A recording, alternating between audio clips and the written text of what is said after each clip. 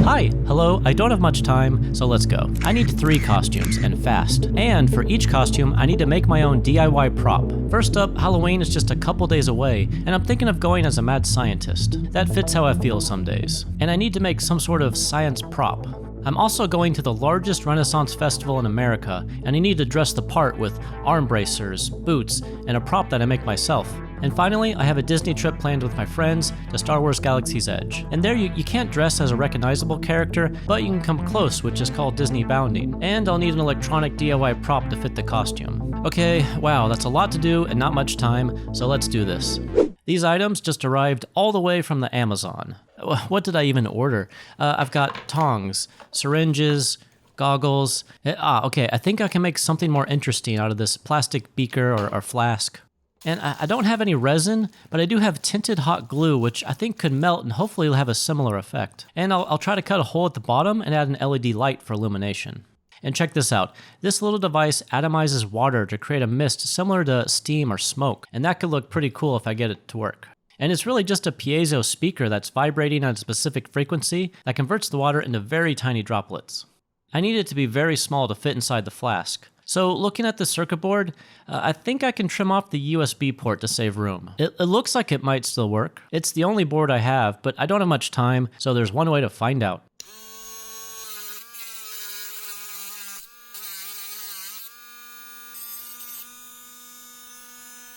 Okay, and done. But does it still work?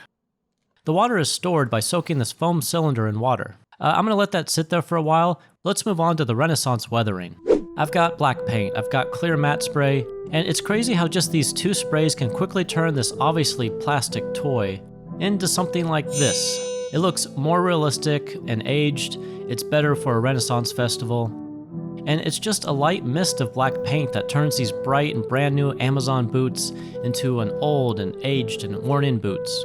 And the same thing for these fake and unrealistic bracers into a more realistic leather-looking material. And these look much better, but they're too new, so I'm going to try to bend and loosen it up a little bit. And the paint still holds up through all of this. And I don't know about you, but I've never actually laced up bracers. They haven't been in style for a while. I searched Google Images, and I think it starts off on one side, crosses over and up, and then loops over to the other side, and then back down through the holes. And it does taper to the wrist in this direction, but now I'm realizing that the loose ends need to be up on the forearm on the other side. So yay, I get to redo it. Which just reminds me, one of my first 3D animation jobs, I would occasionally lose work due to a file crashing or it gets corrupted, and a coworker of mine would always look at me and just say, "Lucky you get a chance to make it even better." And I would just laugh, thinking it was a sarcastic joke, but it's only after years of reflecting on the work and the personal projects that I realized he was right. Most of my projects involve me having to change or redo something, start over, and it just somehow evolves into something better than I had originally planned. So I just have another view on the creative process, and starting over just doesn't bother me as much. Anyways, thanks for listening to my sage advice. Story time over, back to work. And I'm not gonna lie, this material has sort of this funny chemical smell. It's not pleasant, so I'm gonna spray it with an odor-trapping fabric spray. I use this trick to prevent my spray-painted 3D printed projects from smelling like spray paint. I think it smells much better, and my stray cat Link, he seems to approve. These Renaissance outfits make me think of the iconic Shakespeare scene in Hamlet, where he's holding the skull of the jester York, questioning life itself. So I don't have time to buy or even find a skull, so I'm gonna 3D print one with my new Bamboo 3D printer. I found the skull model and made my own adjustments by cutting it in half and making space for some sort of battery and lights. It just took a few hours to print, and I'm impressed with the detail the printer was able to capture.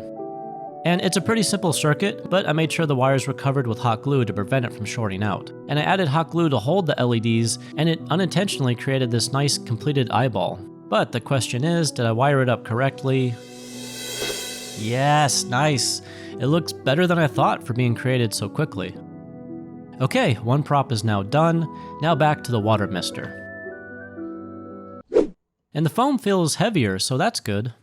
But does it work after cutting the circuit board?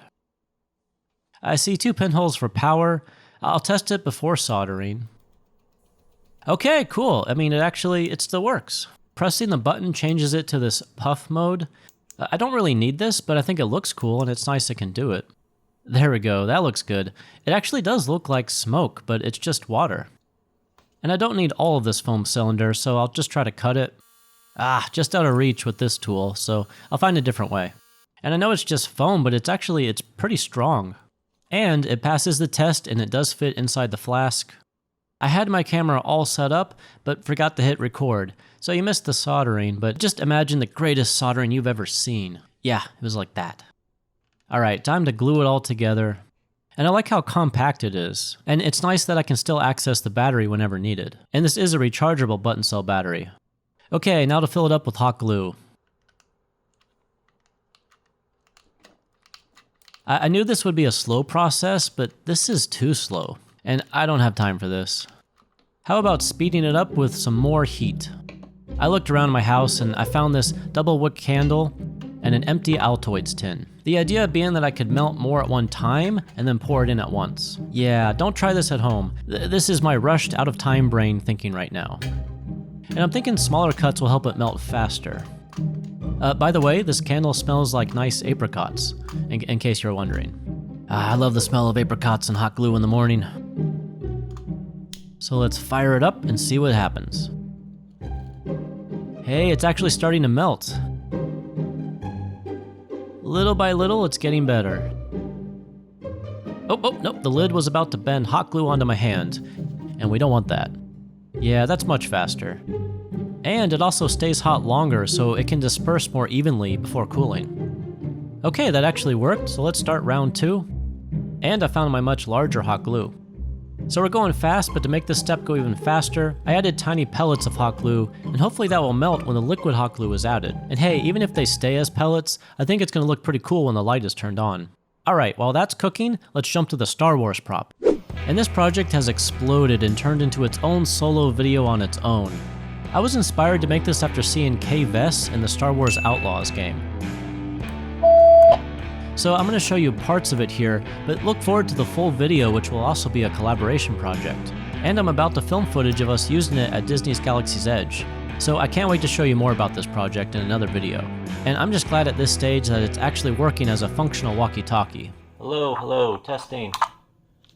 Okay, back to the flask. It needs a light. I was hoping to avoid a resistor, but it does look like this battery is enough volts to burn out 2 LEDs together. I can't remember if I've shown you this before, but I 3D printed my own storage box for all my resistors. It really helps me stay organized. I'm just going to add it to this one large LED, and that looks like a pretty good glow to me.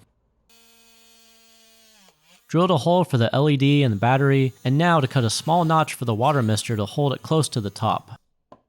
And man, I was just thinking hot glue has really been helpful for all these costume projects. I'm even hot gluing the tongs in place. Looks good, time to test it. Lights, camera, action. Action. Come on, go. Hold on. Alright, cool, it's alive. That's pretty good. I'm going to readjust it so it aims more at the top of the flask, and that should be good to go. Okay, almost there. Just a quick wardrobe check. Star Wars type jacket, shirt, cargo pants, accessories, boots, and the sci-fi communicator. And we've got a mad scientist apron, lab coat, science accessories, goggles, and flask prop. And finally, Renaissance shirt, vest, bracers, weathered accessories, and Shakespearean light-up skull. Okay, that's everything. Now it's showtime. All that's left to do now is put it all together for a quick photo shoot and see how it looks. I'll set up my green screen to help with the background replacement. So here it is, my lords and ladies, here we go.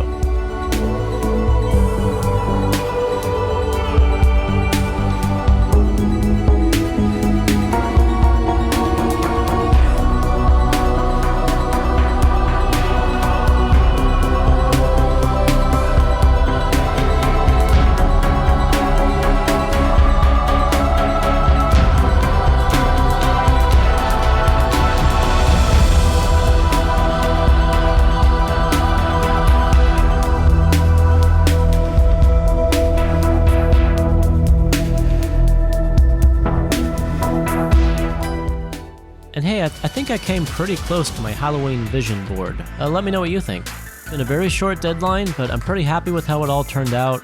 Let's hang out again sometime, and see you next time.